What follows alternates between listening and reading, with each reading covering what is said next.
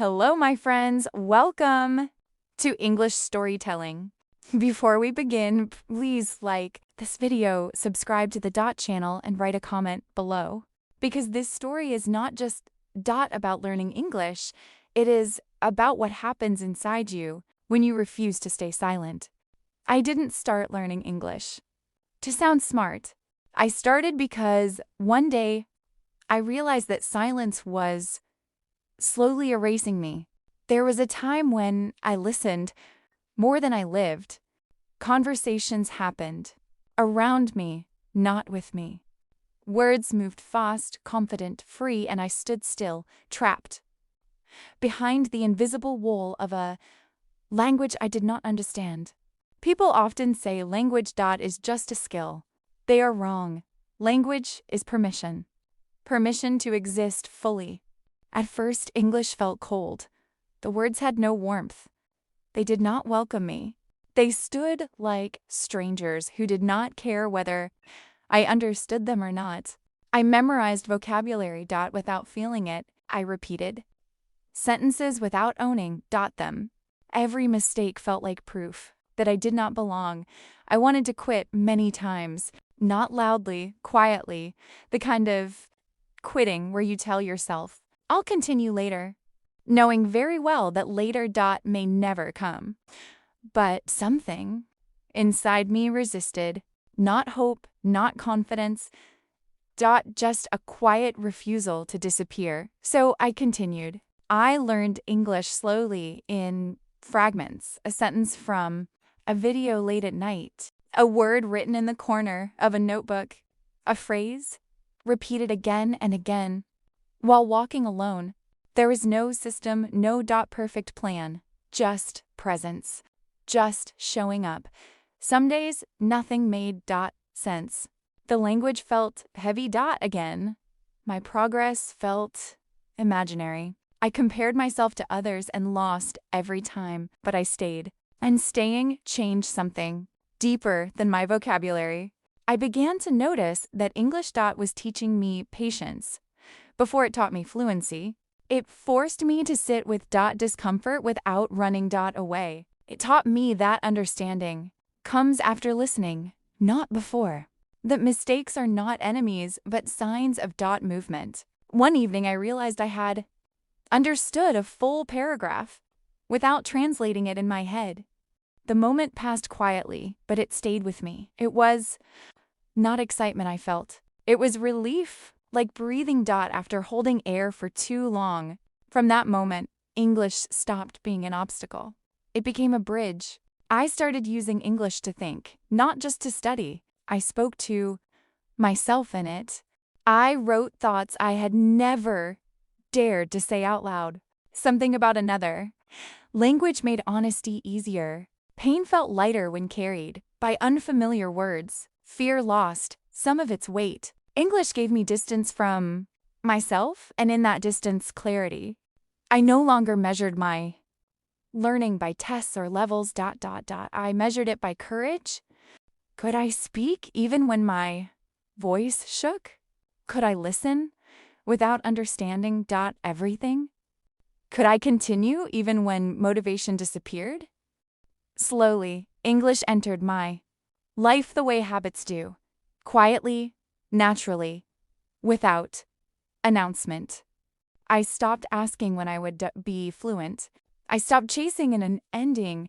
I stopped asking when I would be fluent. I stopped chasing an ending. The journey itself became enough. Each word learned was a small act of resistance against silence. And then one day, without team planning it, I spoke. Not perfectly, not confidently, but honestly, and someone understood me. That moment did not change the world but it changed mine. I realized then that English had never been the goal. Expression was, connection was, presence was. Learning English did not give me a new personality. It revealed the one I had been protecting for years. The one that wanted to speak, to ask, to share, to exist, and this is why I continue. Not because I am fluent, not because I am finished, but because I am no longer invisible. If you are listening to this and struggling, know this: you are not slow. You are not behind, you are building something quietly, and quiet things last, And this story is not over. After that moment, I began to understand something I had never been taught. Learning English was not about adding something new to my life. It was about uncovering something that had already been there, waiting patiently. A voice does not disappear just because it is silent. It waits. I started to notice how much of my fear had nothing to do with language itself. English did not judge me. Words did not laugh at me. Rules did not reject me. The judgment had always lived inside my own mind. English simply exposed it. When I accepted that, the pressure eased. I stopped trying to sound impressive. I chose clarity over complexity. I chose honesty over perfection. My sentences became simpler, but they became mine. And that ownership mattered more than elegance. There were long stretches when progress felt invisible. Weeks where everything sounded the same. Days when I listened but retained nothing. In the past, I would have called those failures. Now I learned to call them preparation. Seeds grow underground long before they break the surface. English taught me how to wait without quitting. I listened to stories at night, not always understanding every word, but feeling their rhythm. I let the language wash over me without resistance. Slowly, patterns formed. Sounds became familiar. Meaning arrived without force. I realized that fluency is not speed, it is comfort. Comfort with not knowing everything. Comfort with pauses. Comfort with imperfection. One day, I caught myself thinking in English without noticing when it was starting. The thought was simple, almost unimportant, but it stayed with me all day. It was proof that something deep had shifted.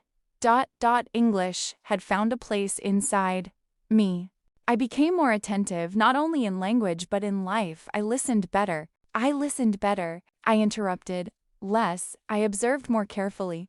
Learning English had trained me to slow down and pay attention, because nothing is automatic. When you are a learner, that awareness changed how I moved through the world. There were moments when people misunderstood me, moments when my meaning landed wrong, moments when I felt exposed again, but now I knew how to stay. I asked for clarification. I tried again. I repaired instead of retreating. Repair became my quiet strength. I stopped seeing mistakes as interruptions. They were part of the conversation, part of being human, part of learning anything that matters. English no longer felt like a challenge I needed to overcome.